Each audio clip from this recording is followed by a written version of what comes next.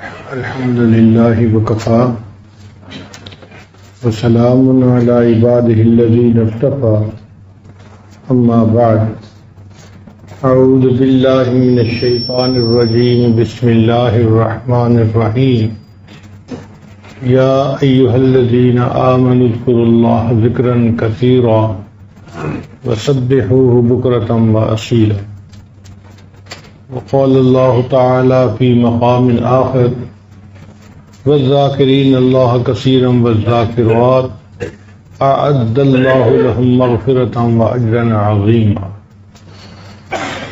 سبحان ربك رب العزة عما يصفون وسلام على المرسلين والحمد لله رب العالمين اللهم صل على سيدنا محمد وعلى آل سیدنا محمد وبارک وسلم یا ایھا الذین آمنوا اے ایمان والو، اے وہ لوگوں جو اللہ اور اس کے رسول صلی اللہ علیہ وسلم کے حکموں کو ماننے کا اقرار کر چکے ہو، اذکروا اللہ ذکرا کثیرا، اللہ کو کثرت کے ساتھ یاد کرو۔ قرآن مجید میں اللہ کے ذکر کا حکم ہے، مگر ساتھ شرط بھی ہے کہ کثرت کے ساتھ یاد کرو، کیونکہ بعض اوقات کثرت سے جو فائدہ ہوتا ہے وہ قلت سے نہیں ہوتا۔ چنانچہ ارشاد فرمایا کہ اے ایمان والو، اللہ کا ذکر کثرت کے ساتھ کرو۔ اب ذکر کو کثرت کے ساتھ کرنے کے بہت فوائد ہیں۔ سب سے پہلا فائدہ، انسان کے دل کو سکون ملتا ہے۔ چنانچہ اللہ تعالیٰ ارشاد فرماتے ہیں الا بذکر اللہ تطمئن القلوب، جان لو اللہ کی یاد کے ساتھ دلوں کا اطمینان وابستہ ہے۔ اگر دل میں اللہ کی یاد نہیں ہوگی تو دل میں پریشانیاں ہوں گی۔ اللہ کی یاد سے دل کو سکون ملتا ہے، نہ دنیا سے، نہ دولت سے، نہ گھر آباد کرنے سے، تسلی دل کو ہوتی ہے خدا کو یاد کرنے سے۔ اللہ کو یاد کرنے سے دل کو سکون مل جاتا ہے۔ دوسرا فائدہ یہ کہ ذکر سے فکر کی گندگی ختم ہو جاتی ہے۔ نوجوان بچے جو شکایت کرتے ہیں نا کہ ذہن میں ہر وقت شیطانی، شہوانی، نفسانی خیالات چھائے رہتے ہیں، اس کو فکر کی گندگی کہتے ہیں۔ ذکر کرنے سے فکر کی گندگی ختم ہو جاتی ہے، سوچ پاک ہو جاتی ہے، انسان پاکیزہ سوچ کے ساتھ زندگی گزارتا ہے۔ تیسری چیز کہ ذکر سے انسان کے دل میں ذات کی محبت پیدا ہو جاتی ہے۔ چنانچہ اگر اللہ کا ذکر ہم کثرت کے ساتھ کریں گے تو اللہ کی محبت ہمارے دل میں پیدا ہو جائے گی، پھر اللہ کے حکموں پہ چلنا آسان، پھر اللہ کو یاد کرنا آسان، اللہ کا بن کے زندگی گزارنا آسان ہو جاتا ہے۔ اور ذکر کا ایک فائدہ یہ ہے کہ ذکر انسان کو ماں سوا سے بیگانہ کر دیتی ہے۔ دو عالم سے کرتی ہے بیگانہ دل کو، عجب چیز ہے لذت آشنائی۔ اللہ تعالیٰ سے جو یہ آشنائی کی لذت مل جاتی ہے نا، انسان دو عالم سے بیگانہ، کسی غیر کی طرف دھیان ہی نہیں جاتا، توجہ ہی نہیں جاتی۔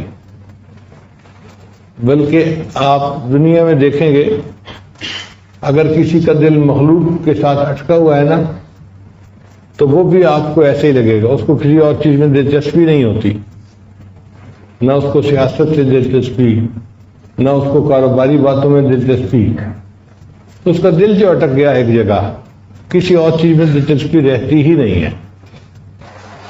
چنانچہ ایک آدمی گزرا ہے، اس کا نام تھا قیس۔ قیس کہتے ہیں عقل مند کو،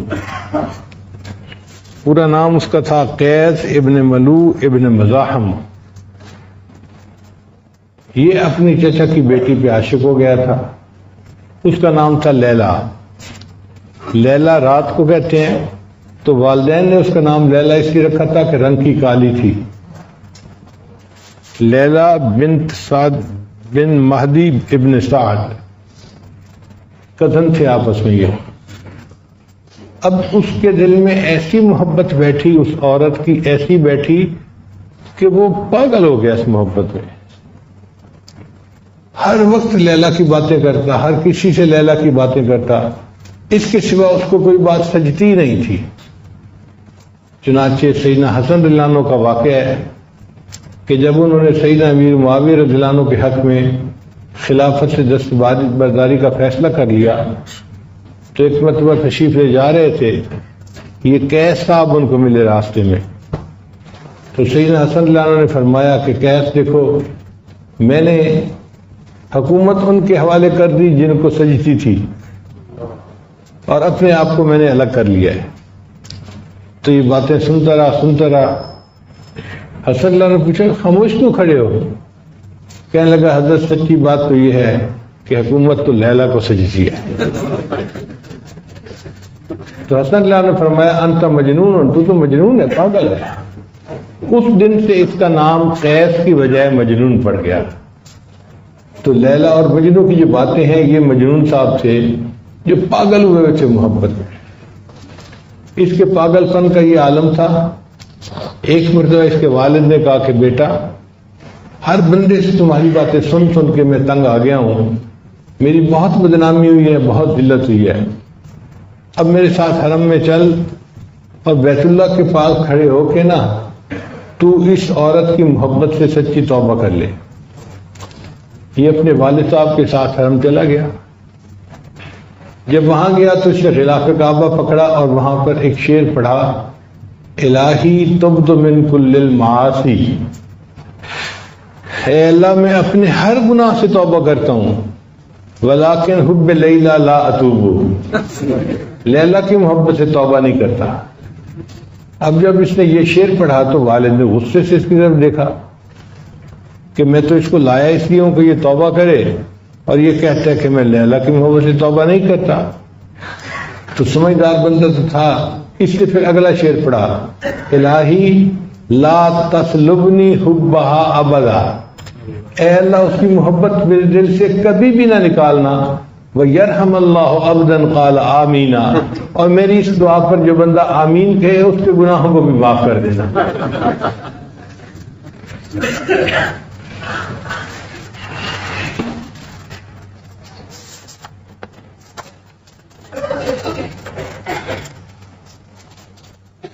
ایک مرتبہ ایک علاقے کا افسر تھا، بادشاہ تھا، اس نے سوچا کہ یہ مجنو لیلا کے اوپر اتنا عاشق ہے تو لیلا کوئی بڑی حور پری قسم کی چیز ہوگی تو میں بھی تو دیکھوں کہ کتنی خوبصورت ہے۔ اس نے اپنے بندوں کو کہا تو انہوں نے لیلا کو پیش کر دیا۔ اب جب اس نے دیکھا تو وہ تو ایک عام سی عورت تھی، کوئی حسینہ تو تھی نہیں۔ اس نے کہا از دیگر خوباں تو افزو نیستی، اے لیلا تو دوسری حسیناؤں سے کوئی زیادہ خوبصورت تو نہیں ہے۔ گفت خاموش چوں تو مجنو نیستی، لیلا نے جواب دیا خاموش رہو کہ تمہارے پاس مجنو کی آنکھ نہیں ہے، اگر تم مجنو کی آنکھ سے دیکھتے تو دنیا میں مجھ جیسا کوئی اور حسین نظر ہی نہ آتا۔ اسی بات کو بابا بلے شاہ رحمۃ اللہ علیہ نے اپنی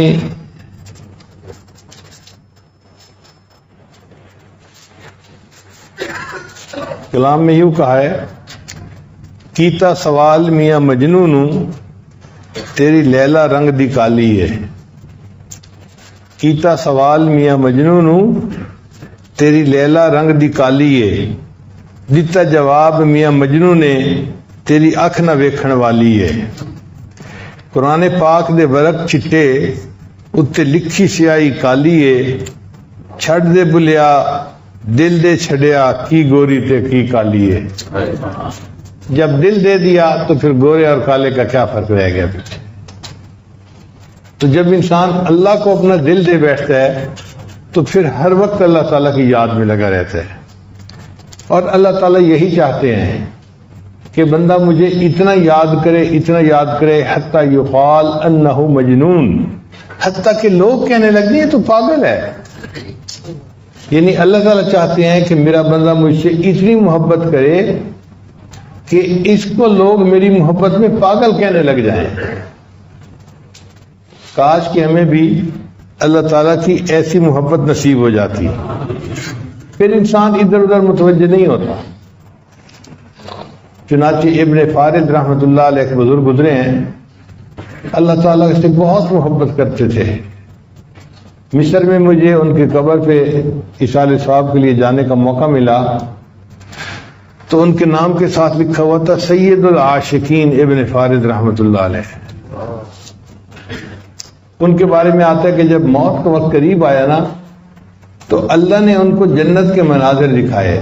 حدیث پاک میں آتا ہے کہ مومن کو آخرت میں جو اس کا ٹھکانہ ہوتا ہے وہ دکھا دیا جاتا ہے۔ تو جب جنت ان کے سامنے پیش کی گئی تو انہوں نے جنت کی طرف سے اپنی نگاہیں ہٹا لی اور ایک شعر پڑھا، ان کان منزلتی فی الحب عندکم، اے اللہ اگر تیری محبت میں میری منزل صرف یہ باغ کا حاصل کرنا ہے، ما قد رأیت فقد ضیعت ایامی، میں نے کیا پایا، میں نے تو اپنی پوری زندگی ضائع کر دی۔ مجھے جنت نہیں چاہیے، مجھے تو اللہ تیری رضا چاہیے۔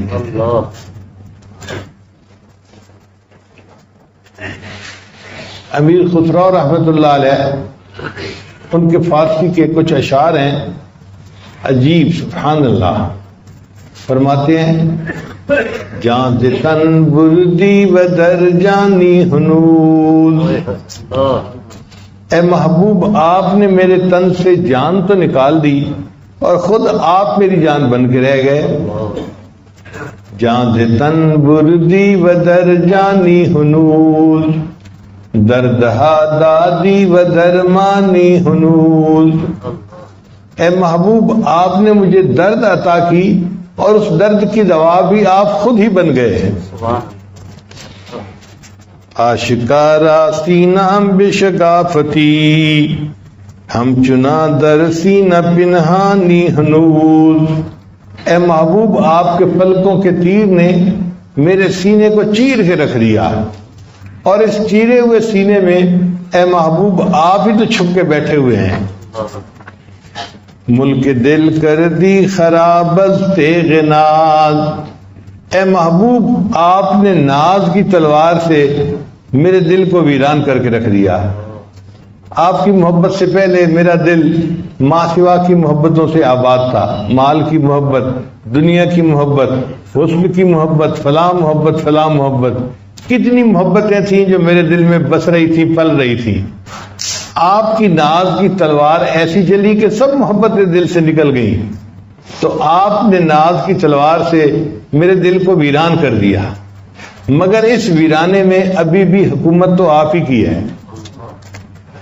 ملک دل کر دی خراب از تیغ ناز، و اندری ویران سلطانی ہنوز، اور آخر پر فرماتے ہیں قیمت خود ہر دو عالم گفتئی، اے محبوب آپ نے اپنے وصل کی قیمت بتائی ہے کہ دو عالم کی تمناؤں کو چھوڑ دو۔ قیمت خود ہر دو عالم گفتئی، نرخ بالا کن کے ارزانی ہنوز، اے محبوب قیمت بڑھا دیجئے، آپ نے تو جان کی قیمت بڑی سستی لگائی ہے۔ یہ چھوٹی سی قیمت ادا کرنا کون سی بڑی بات ہے عاشق صادق کے لیے۔ حدود چند دادم جاں خریدم، بحمد اللہ کے ارزاں خریدم، میں نے چند ٹکے دے کے اپنے محبوب کی جان کو خرید لیا، اللہ کی قسم میں نے محبوب کو بڑا سستا خرید لیا ہے۔ تو جن کے دل میں محبت ہوتی ہے وہ پھر اس طرح اپنے اللہ کے لیے قربان ہوتے ہیں۔ بیدم ایک شاعر ہیں، اللہ کی محبت میں انہوں نے عجیب کلام کیا ہے۔ لکھتے ہیں بے خود کیے دیتے ہیں انداز حجاب آنا، بے خود کیے دیتے ہیں انداز حجاب آنا، آ دل میں تجھے رکھ لوں اے جلوہ جان آنا، جی چاہتا ہے بھیجوں تحفے میں انہیں آنکھیں، جی چاہتا ہے بھیجوں تحفے میں انہیں آنکھیں، درشن کا تو درشن ہو نذرانے کا نذرانہ، اے اہل کرم اتنا مجھ پہ بھی کرم کرنا، جب جان لبوں پر ہو تم سامنے آ جانا، کیوں آنکھ ملائی تھی کیوں آگ لگائی تھی۔ محبت کے میدان میں پہلے اللہ تعالیٰ بندے سے محبت کرتے ہیں، تب بندہ اللہ سے محبت کرتا ہے۔ اگر اللہ نہ چاہے تو بندہ اللہ سے محبت کر ہی نہیں سکتا۔ یحبہم ویحبونہ، قرآن مجید اس پر دلیل ہے۔ اللہ نے ان سے محبت کی، انہوں نے اللہ سے محبت کی۔ تو اس کو شاعر کہتا ہے کہ اے محبوب کیوں آنکھ ملائی تھی، کیوں آگ لگائی تھی؟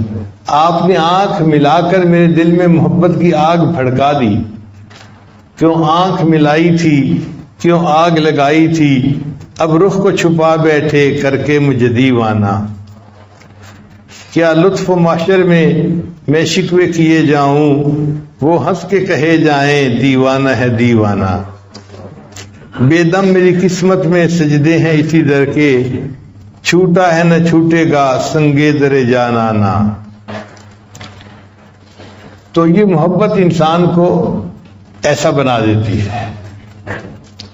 چنانچہ ایک شاعر کہتا ہے کہ اللہ آپ کے عشق نے مجھے غم دیا۔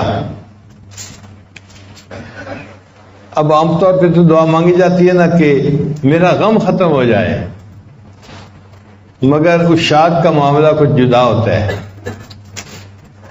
وہ لکھتے ہیں تیرے عشق نے مجھے غم دیا، میرے غم کی عمر دراز ہو۔ تیرے عشق نے مجھے غم دیا، میرے غم کی عمر دراز ہو۔ وہ مقام آئے میرے خدا، میرے عشق پہ تجھے ناز ہو۔ اے اللہ اس عشق میں وہ مقام بھی آئے کہ آپ کو میرے عشق پہ ناز ہو۔ حدیث پاک میں آتا ہے کہ جو بندہ اللہ سے محبت کرتا ہے تو بعض اوقات اللہ اس بندے کا تذکرہ فرشتوں کی محفل میں کرتے ہیں۔ یہ مجھ سے کتنی محبت کرنے والا بندہ ہے، فرشتوں کی محفل میں اس بندے کا تذکرہ ہوتا ہے۔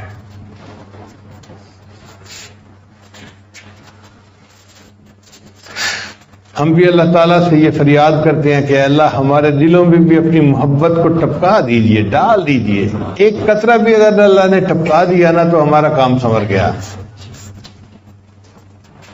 حضرت خواجہ غلام فرید رحمۃ اللہ علیہ کوٹ مٹھن والے بڑے بزرگ گزرے ہیں، ان کا پنجابی کا عجیب کلام ہے۔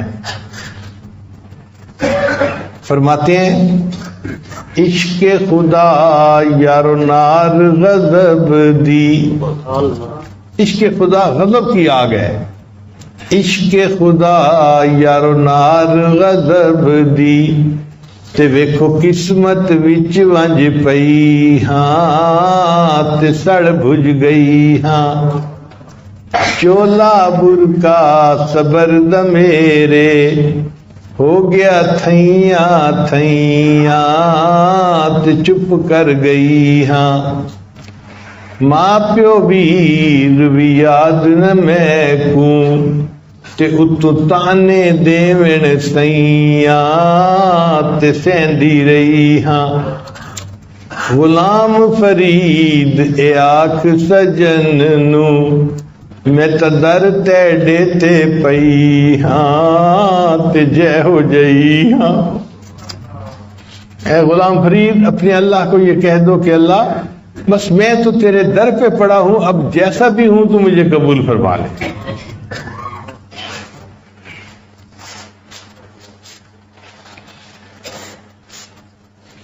ایک جگہ لکھتے ہیں تن تنور تے ہڈیاں بالن، اسی ہاواں نال تپایا، کہ میرا جسم جو ہے یہ تنور کی مانند ہے اور میری ہڈیاں اس تنور کے اندر ایندھن ہے، بالن ہے، اور اس آگ کو میں نے ہاواں سے، آہیں جو بھرتا ہوں نا اللہ کی محبت میں، اسی ہاواں نال تپایا، کٹ کٹ بکیاں پیڑے کیتے، اتو عشق پلے تھن لایا، تندی ہانڈی تے مندا سالن، اتو لون صبر دا پایا، غلام فرید میں ساری تیڑی، ہن تینوں یقین ہے آیا، اے غلام فرید میں تو ساری تمہاری ہوں، کیا اب آپ کو یقین آ گیا اس بات کا کہ تن اور من میں نے سارا آپ کے حوالے کر دیا؟ اور ایک جگہ فرماتے ہیں اور کہانی مول نہ بانی، اور کوئی کہانی مجھے اچھی نہیں لگتی، کوئی بات کوئی واقعہ مجھے اچھا ہی نہیں لگتا۔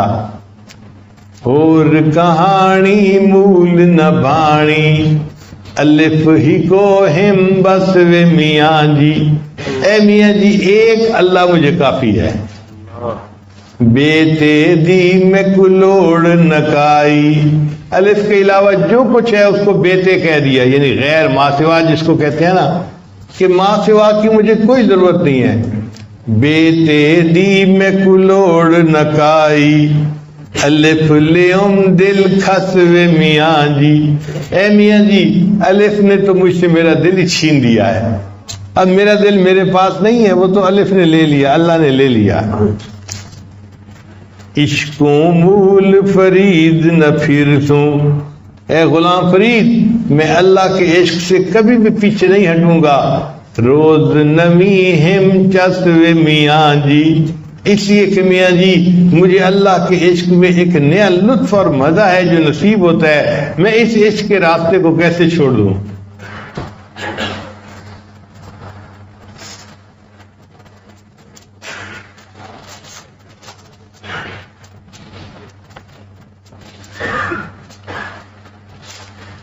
آپ سوچئے ان کے دل میں اللہ کی محبت کی کیا آگ لگی ہوگی۔ ان کا کلام ہے، فرماتے ہیں میرا عشق بھی تو میرا یار بھی تو، میرا عشق بھی تو میرا یار بھی تو، میرا دین بھی تو ایمان بھی تو، میرا جسم بھی تو میرا روح بھی تو، میرا قلب بھی تو جند جان بھی تو، میرا ذکر بھی تو میرا فکر بھی تو، میرا ذوق بھی تو وجدان بھی تو، میرا دھرم بھی تو میرا بھرم بھی تو، میرا شرم بھی تو میرا شان بھی تو، میرا حسن تے بھاگ سہاگ بھی تو، میرا بخت نام نشان بھی تو، میری مہندی کجل مساگ بھی تو، میری سرخی بیڑا پان بھی تو، جے یار فرید قبول کرے سرکار بھی تو سلطان بھی تو۔ اللہ تعالیٰ کی ایسی محبت ہمیں نصیب ہو جائے کہ جو ہمارے دل کو اپنی اس یعنی اللہ کی محبت سے بھر دے اور ہم اللہ کی محبت میں زندگی گزارنے والے بن جائیں۔ اور اس کا طریقہ کیا ہے؟ اللہ کا ذکر کثرت کے ساتھ کرنا۔ اللہ تعالیٰ فرماتے ہیں وَاذْكُرِ اسْمَ رَبِّكَ، اللہ کا اپنے رب کا ذکر کثرت کے ساتھ کرو، وَتَبَتَّلْ إِلَيْهِ تَبْتِيلًا، اور اللہ کی طرف تبتل اختیار کرو، باقی مخلوق سے کٹو اور اللہ سے جڑ جاؤ۔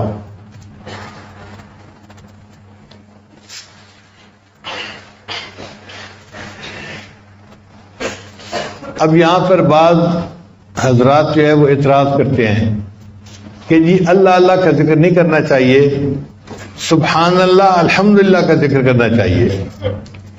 بھئی وہ بھی ذکر ہے اپنی جگہ، سبحان اللہ الحمدللہ اللہ اکبر اس طرح کا ذکر کرنا، لیکن اللہ اللہ کا ذکر اپنی جگہ جو ہے نا وہ انسان کے دل کو سکون دیتا ہے۔ اب وہ اعتراض کرتے ہیں جی کہ اللہ اللہ کا ذکر تو حدیث میں کہیں آیا ہی نہیں۔ بھئی کیوں نہیں آیا؟ نبی علیہ السلام نے ارشاد فرمایا اس وقت تک قیامت قائم نہیں ہوگی حتی یقال فی الارض اللہ اللہ، جب تک کہ دنیا میں اللہ اللہ کہنے والا کوئی بندہ رہے گا اس وقت تک قیامت قائم نہیں ہوگی۔ تو نبی علیہ السلام نے کیا فرمایا؟ حتی یقال فی الارض اللہ اللہ۔ تو بھئی اگر نبی علیہ السلام نے اللہ اللہ فرمایا ہے تو ہم بھی تو اللہ اللہ اللہ اللہ اللہ اللہ اللہ اللہ ہم بھی تو یہی کرتے ہیں، ہم کون تم؟ اور جی نہیں، ساتھ جو ہے نا یا اللہ کا لفظ ملائیں۔ بھئی یہ یا کا لفظ ملانا ساتھ نہیں ہوتا، محبت میں انسان صرف نام ہی لے دیتا ہے، اس میں یا شامل ہو جاتی ہے، حرف ندا شامل ہوتا ہے، اور اس کی دلیل قرآن مجید سے ملتی ہے۔ اللہ تعالیٰ فرماتے ہیں یوسف اعرض عن ھذا. اب یہاں پہ یا یوسف نہیں کہا گیا, کیا فرمایا گیا؟ یوسف اعرض عن ھذا. تو اگر اللہ محبت میں اپنے پیارے نبی صلی اللہ علیہ وسلم کا نام لے کر فرماتے ہیں یوسف اعرض عن ھذا, تو ہم بھی محبت میں جب اللہ کا نام لیتے ہیں تو حرف ندا اس میں آلریڈی شامل ہوتا ہے, کہنے کی ضرورت نہیں ہوتی.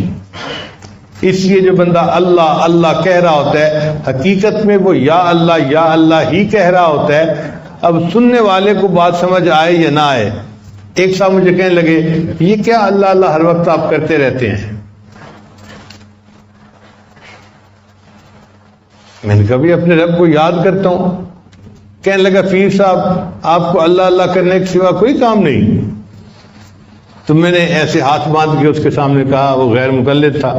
میں نے کہا یار قیامت کے دن اللہ کے سامنے یہی گواہی دے دینا اللہ اس بندے کو زندگی میں اللہ اللہ کرنے کے سوا کوئی کام ہی نہیں تھا, میرا کام بن جائے گا. پھر کہنے لگا جی کہ اللہ اللہ کرنے کا حکم کہاں ہے؟ میں نے کہا بھائی قرآن مجید میں ہے. اللہ فرماتے ہیں وَاذْكُرِ اسْمَ رَبِّكَ, ذکر کر اپنے رب کے نام کا. تو بتا اللہ کا نام کیا, رب کا نام کیا ہے؟ کہنے لگا اللہ. تو میں نے اللہ کا ذکر کرنے کا حکم تو ہے نا قرآن مجید میں. کہنے لگا اچھا کوئی اور آیت پڑھ کے بتاؤ. میں نے کہا اللہ فرماتے ہیں فی بیوت اذن اللہ ان ترفع ویذکر فی اسمہ. یہ وہ گھر ہیں, مسجدیں جن کو اللہ نے اونچا بنانے کا حکم دیا اور ان میں ذکر کیا جاتا ہے اللہ کے نام کا. وَيُذْكَرَ فِيهَا اسْمُهُ, تو اللہ کا نام, تو رب کا نام کیا ہے بھائی؟ کہنے لگا اللہ. تو دیکھو قرآن مجید کی آیت بتا رہی ہے کہ مسجد میں اللہ کے نام کا ذکر کیا جاتا ہے.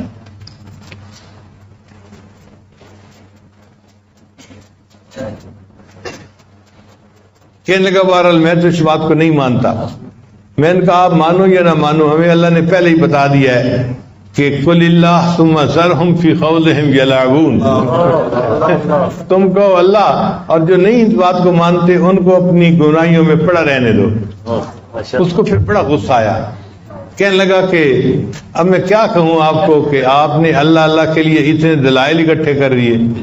میں نے کہا بھائی اللہ نے کہ محبوب نے فرمایا کہ اس وقت تک قیامت قائم نہیں ہوگی جب تک کہ دنیا میں کوئی ایک بھی اللہ اللہ کہنے والا بندہ رہے گا. پھر کہنے لگا مطلب تو اس کا کوئی نہیں بنتا, تمہارے کہنے کا فائدہ کیا؟ میں نے کہا بھائی یہ محبت کی دنیا ہے, اس میں ضروری نہیں ہوتا کہ مانے بنے یا نہ بنے. ہم رٹیں گے گرچہ مطلب کچھ نہ ہو, ہم تو عاشق ہیں تمہارے نام کے.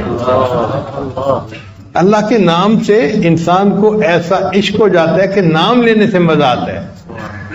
ہم نے دیکھا ہے نا, مائیں اپنے بیٹے کا نام بار بار لیتی ہیں, بیٹے کا نام لینے میں ان کو مزہ آ رہا ہوتا ہے.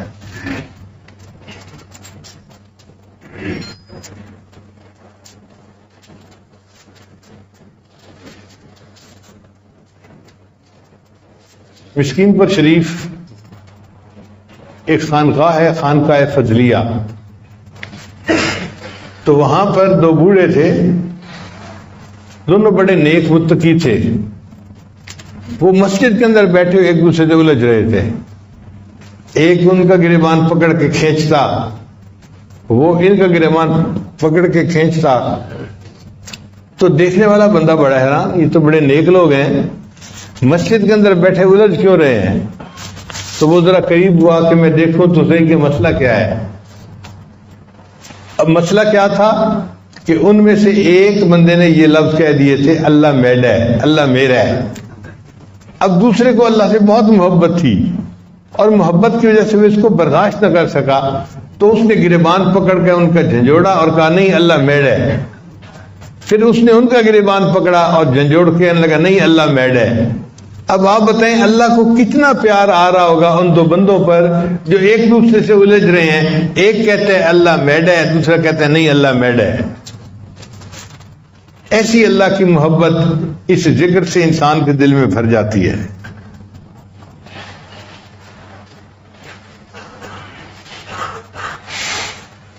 چنانچہ محبت انسان کو تنہائی پسند بنا دیتی ہے, یہ بھی پکی بات ہے.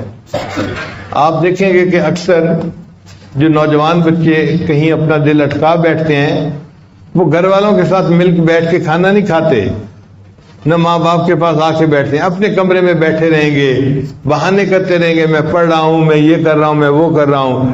اصل میں ان کو تنہائی اچھی لگ رہی ہوتی ہے۔ محبت انسان کو تنہائی پسند بنا دیتی ہے، اور اس کی دلیل حدیث پاک سے ملتی ہے کہ نبی علیہ الصلوۃ والسلام کو تنہائی اچھی لگتی تھی۔ ثم حبب الیہ الخلاء، بخاری شریف کی روایت ہے کہ نبی علیہ السلام کو تنہا رہنا اچھا لگتا تھا۔ آپ بتائیے اس زمانے میں تو نہ کوئی ٹریفک تھی، نہ کچھ اور تھا، نہ انڈسٹری تھی، تو مکہ مکرمہ میں کوئی شور تو تھا ہی نہیں، پھر نبی علیہ السلام کیوں وہاں سے چلے جاتے تھے؟ اس لیے کہ محبت چاہتی تھی کہ آمنے سامنے سے کوئی گزرے ہی نہ، بس میں ہوں اور میرا اللہ ہو۔ ایک ایک ہفتے کا کھانا لے کر نبی علیہ السلام غار حرا میں تشریف لے جاتے تھے اور وہاں بیٹھ کے اپنے اللہ کو یاد کیا کرتے تھے۔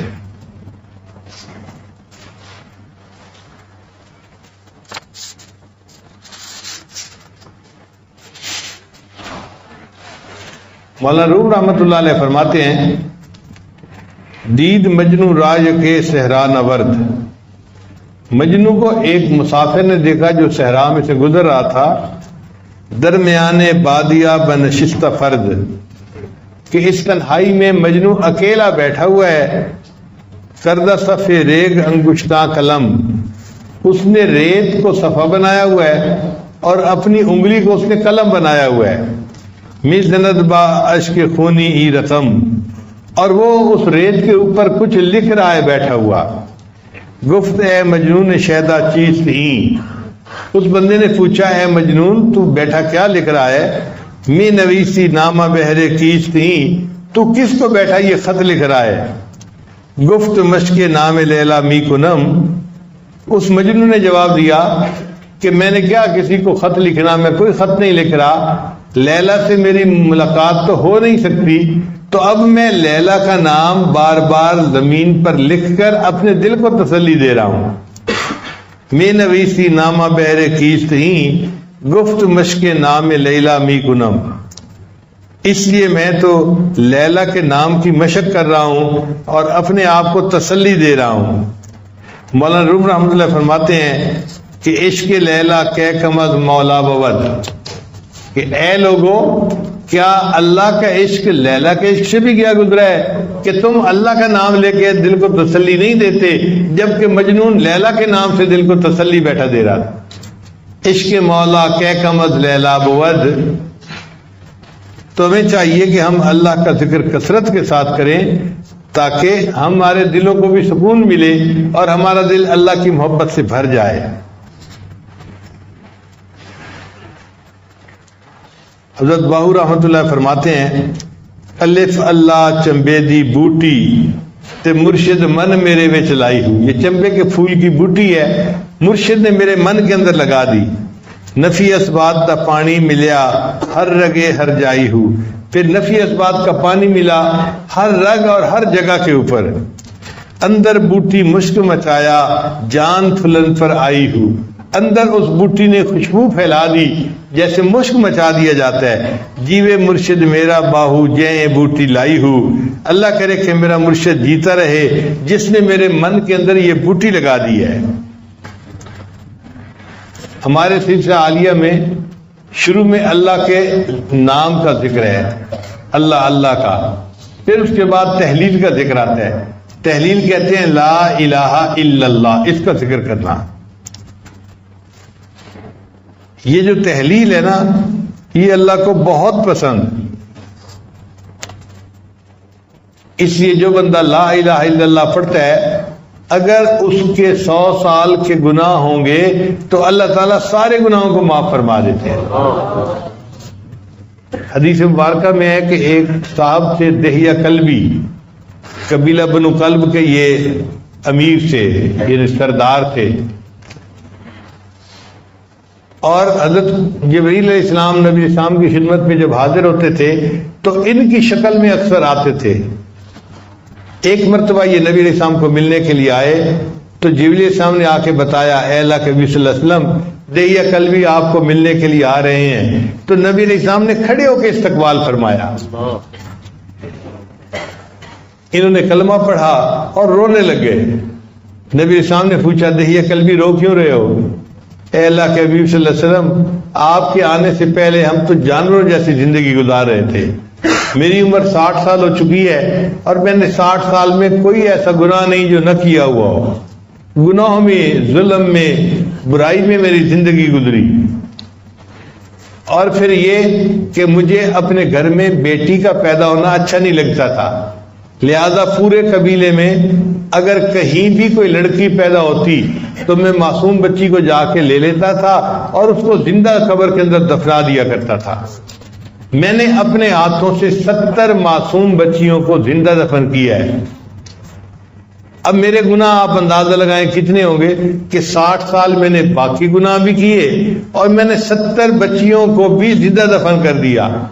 آپ کے تشریف لانے سے ہمیں احساس ہوا کہ ہم کتنے بڑے بڑے گناہوں میں مبتلا تھے. تو جبریل السلام نے آ کر بتایا، اے اللہ کے نبی وسلم دہیہ قلبی کو بتا دیجئے کہ اللہ تعالیٰ نے یہ فرمایا ہے کہ کلمہ پڑھنے کی وجہ سے تمہارے 60 سال کے گناہوں کو بھی معاف کر دیا اور 70 معصوم بچیوں کے قتل کو بھی میں نے معاف کر دیا.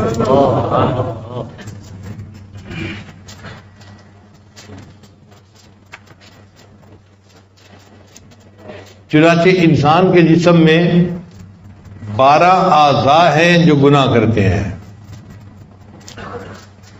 2 ہاتھ، 2 پاؤں، 4 ہو گئے، 2 آنکھیں اور 2 کان.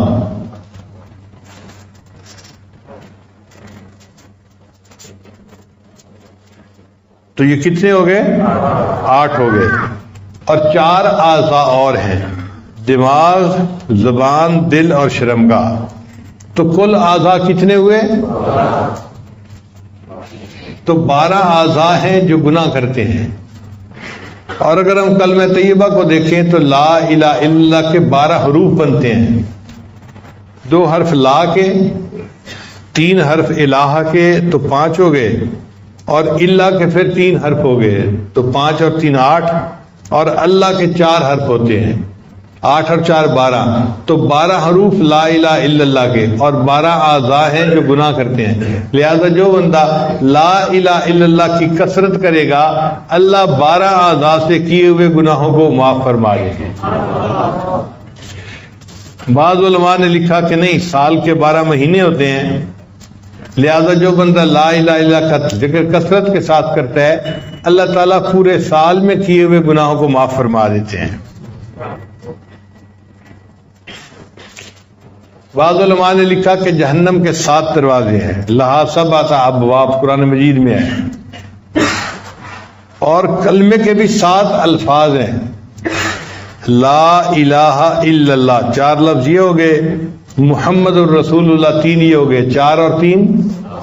تو جو بندہ لا الہ الا اللہ محمد الرسول اللہ پڑھ لے گا تو ان 7 الفاظ کے بدلے اللہ اس کے لیے 7 جنت کے دروازوں کو کھول دیں گے اور جہنم کے 7 دروازوں کو بند فرما دیں گے.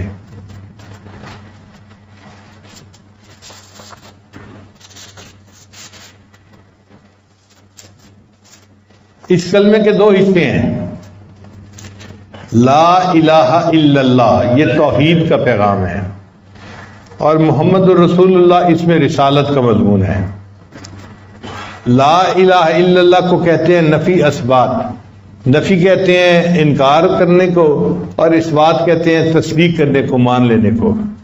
تو نفی اس بات کیوں کہتے ہیں کہ لا الہ نفی ہے اور الا اللہ اس بات ہے، تو لا الہ الا اللہ نفی اس بات بن گیا. اس کا مقصد یہ کہ اے لوگوں مخلوق سے کٹو، اللہ سے جڑو، پھر اللہ کی نسبت سے مخلوق کے ساتھ جڑو، کہ تم مخلوق سے تعلق توڑو، اللہ سے جوڑو. چنانچہ اللہ رب العزت ارحم الراحمین ہے، بہت رحمت فرمانے والے ہیں. جو بندہ اللہ سے جڑے گا پھر اللہ تعالیٰ اس پر اپنی خصوصی رحمت نازل فرمائیں گے. اور نبی علیہ الصلوۃ والسلام کو اللہ نے رحمت للعالمین فرمایا ہے کہ جہانوں کے لیے اللہ نے ان کو رحمت بنا کر بھیجا.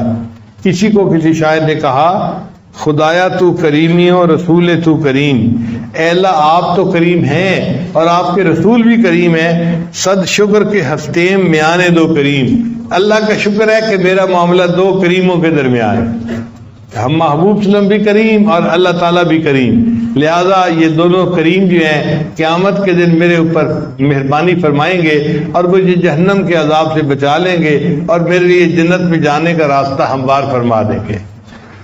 علماء نے لکھا ہے کہ جب انسان نکاح کرتے ہیں نا تو یہ ایجاب و قبول ہو جاتا ہے، تو پھر بندہ اپنی دلہن کو اپنے گھر لے کے آتا ہے، یہ دستور ہے۔ ایمان جو ہے نا یہ بھی ایجاب و قبول کی مانند ہے کہ بندہ اللہ کو اپنا رب مان لیتا ہے اور بندے اور اللہ کے درمیان ایک رشتہ جڑ جاتا ہے۔ اب چونکہ یہ ایمان انسان نے حاصل کر لیا تو اللہ اپنے بندے کو اپنے گھر جنت میں لے کر جائیں گے اور کلمے کی وجہ سے اس کو جنت عطا فرما دیں گے۔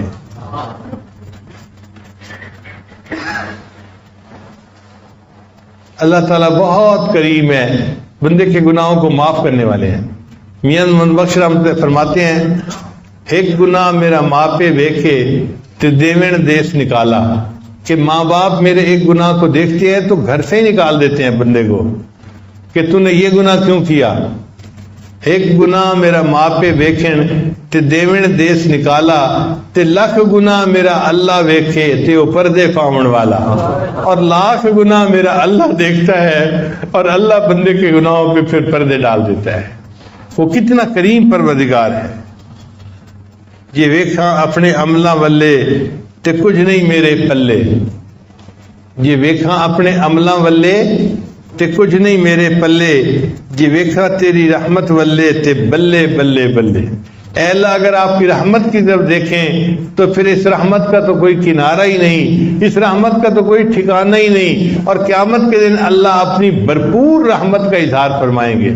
وَقَانَ بِالْمُؤْمِنِينَ رَحِيمًا، قرآن مجید میں اللہ فرماتے ہیں اللہ تعالیٰ قیامت کے دن پوری رحمت کے ساتھ بندوں پر توجہ فرمائیں گے اور ان کے گناہوں کو معاف فرما دیں گے۔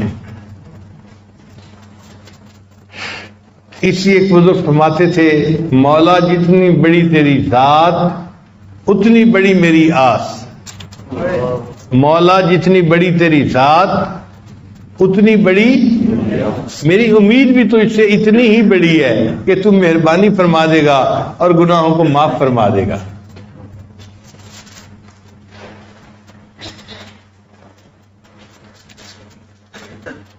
کہتے ہیں کہ حضرت شیخ عبد القادر جیلانی رحمۃ اللہ علیہ نے مسجد میں درس دینا شروع کیا تو انہوں نے اللہ کی رحمت کا مضمون بیان کیا، کرتے کرتے کرتے 18 سال گزر گئے، یعنی پورے 18 سال روزانہ اللہ کی رحمت کا مضمون بیان کرتے۔ پھر ایک دن ان کو خیال آیا کہ میں لوگوں کو ذرا اللہ کے جلال کے بارے میں ہی بتاؤں تاکہ کچھ خوف بھی ان کے دل میں پیدا ہو۔ چنانچہ ایک دن انہوں نے اللہ کے جلال کے اوپر بیان کیا، وہ مضمون ایسا تھا کہ لوگوں کا رو رو کے حال برا ہو گیا، کئی بے ہوش بھی ہو گئے اور کچھ تو ایسے تھے کہ جو فوت ہی ہو گئے اللہ کے جلال کی باتیں سن کے۔ تو اللہ تعالیٰ نے شیخ عبد القادر جیلانی کو الہام فرمایا کہ عبد القادر جیلانی تو لوگوں کے سامنے میرے جلال کا تذکرہ کرتا ہے، تو عرض کیا یا اللہ میں نے ان کے سامنے 18 سال تیری رحمت کا تذکرہ کیا۔ تو اللہ نے فرمایا اچھا پھر 18 سال میں میری رحمت ختم ہو گئی تھی؟ کیا 18 سال میں میری رحمت ختم ہو گئی تھی جو تو نے میرے جلال کا تذکرہ کرنا شروع کر دیا؟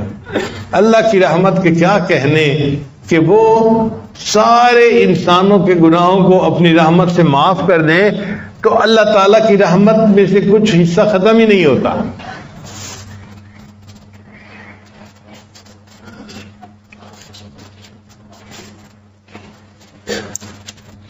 نبی علیہ السلام نے کیلولہ فرمایا، کیلولہ کہتے ہیں دوپہر کے وقت جو تھوڑی دیر کے لیے انسان لیٹتا ہے،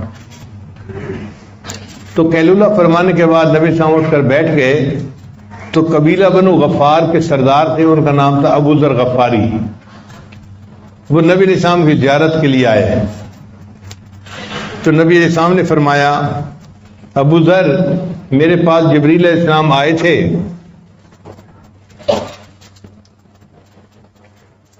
اور انہوں نے مجھے یہ بتلایا کہ جو شخص لا الہ الا اللہ محمد رسول اللہ پڑھے گا پھر اسی عقیدے پر وہ زندہ رہے گا حتیٰ کہ اس کو موت آ جائے گی تو اللہ تعالیٰ اس کلمہ پڑھنے کی وجہ سے اس کو جنت عطا فرما دیں گے۔ تو ابو ذر نے پوچھا اے اللہ کے نبی صلی اللہ علیہ وسلم اگرچہ اس نے زنا کیا ہو اور چوری کی ہو؟ تو نبی صلی اللہ علیہ وسلم نے فرمایا ہاں اگرچہ اس نے زنا کیا ہو یا چوری کی ہو، اگر کلمے پر پکا رہا اللہ اس کو جنت عطا فرمائیں گے۔ انہوں نے دوسری دفعہ پوچھا، تیسری دفعہ پوچھا، چوتھی دفعہ پوچھا اے اللہ کے نبی صلی اللہ علیہ وسلم اگرچہ اس نے زنا کیا اور چوری کی ہوگی پھر بھی جنت میں جائے گا؟ تو چوتھی بار نبی صلی اللہ علیہ وسلم نے فرمایا ہاں وہ کلمہ پڑھنے کی وجہ سے جنت میں جائے گا اگرچہ ابو ذر کی ناک آلود ہوتی رہے، قیامت کے دن جنت عطا فرمائیں گے اور اس کے سب گناہوں کو معاف فرما دیں گے۔ شاہ اسماعیل شہید رحمۃ اللہ علیہ نے تقویۃ الایمان میں لکھا ہے دنیا میں بڑے بڑے گناہگار گزرے ہیں، مثلاً فرعون، حامان، نمرود اور شیطان۔ اگر کوئی شخص ساری دنیا کے گناہ کرے مگر توحید پر قائم رہے تو اس کے سب گناہوں کی بخشش پھر بھی ممکن ہے۔ کوئی بندہ ساری دنیا کے گناہ کر بیٹھے مگر توحید کے اوپر پکا رہے کہ اللہ کے ساتھ کسی کو شریک نہ کرتا ہو تو اللہ اس کے اتنے گناہوں کو بھی معاف فرما دیں گے۔ حضرت مجدد ثانی رحمۃ اللہ اپنے مکتوبات میں لکھتے ہیں اگر ایک دفعہ کلمہ پڑھنے پر اللہ تعالیٰ تمام عالم کے گناہوں کو معاف کر دے تو بھی گنجائش رکھتا ہے۔ ایک دفعہ کلمہ پڑھنے پر، یعنی اگر کسی بندے نے ایک دفعہ کلمہ پڑھا لا الہ الا اللہ محمد الرسول اللہ، تو ایک دفعہ کلمہ پڑھنے پر اللہ تعالیٰ ساری مخلوق کے سب گناہوں کو معاف کر دیں تو بھی گنجائش رکھتا ہے۔ آپ سوچئے یہ کلمہ اللہ کے ہاں کتنا پسندیدہ ہے۔ ایک دفعہ کلمہ پڑھنے پر اگر اللہ تعالیٰ چاہیں تو ساری مخلوق کے سارے گناہوں کو معاف فرما سکتے ہیں۔ تو بھئی ہمیں تو چاہیے کہ ہمیں جو ٹائم بھی ملے ہم تنہائی میں بیٹھ کے لا الہ الا اللہ لا الہ الا اللہ اس کی ضربیں لگایا کریں تاکہ اس کے بدلے اللہ ہمارے گناہوں کو معاف فرما دے اور ہمیں بھی اپنے مقبول بندوں کی فہرست میں شامل فرمائے۔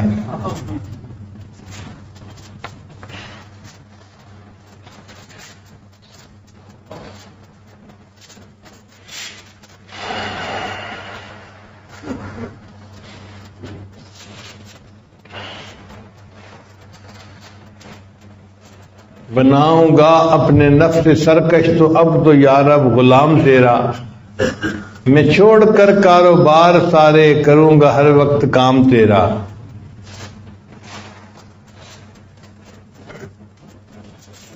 کیا کروں گا بس اب الہی ذکر ہی صبح و شام تیرا۔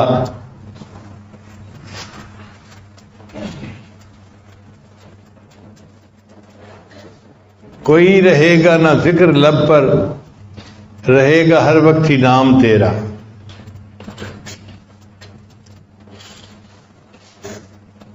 بتان دل بر تو سینکڑوں ہے مگر کوئی با وفا نہیں ہے۔ بتان دل بر تو سینکڑوں ہیں مگر کوئی با وفا نہیں ہے۔ ودود اور لائق محبت فقط ہے تو دوسرا نہیں ہے۔ کوئی تیرے ذکر کے برابر مزے کی شے اے خدا نہیں ہے۔ مزے کی چیزیں تو ہیں ہزاروں کسی میں ایسا مزہ نہیں ہے۔ اب تو رہے گا تادم آخر ورد زباں اے میرے الہ لا الہ الا اللہ لا الہ الا اللہ۔ رہا میں دن رات غفلتوں میں ابس یوں ہی زندگی گزاری۔ کیا نہ کچھ کام آخرت کا کٹی گناہوں میں عمر ساری۔ بہت دنوں میں نے سرکشی کی مگر ہے اب سخت شرمساری۔ میں سر جھکاتا ہوں میرے مولا میں توبہ کرتا ہوں میرے باری۔ کروں گا ہر وقت ہے میرے باری اللہ اللہ اللہ اللہ۔ تو انسان ہر وقت لا الہ الا اللہ کا ذکر کرتا رہے تاکہ اللہ رب العزت راضی ہو جائیں اور اللہ ہمارے سب گناہوں کو معاف فرما دے۔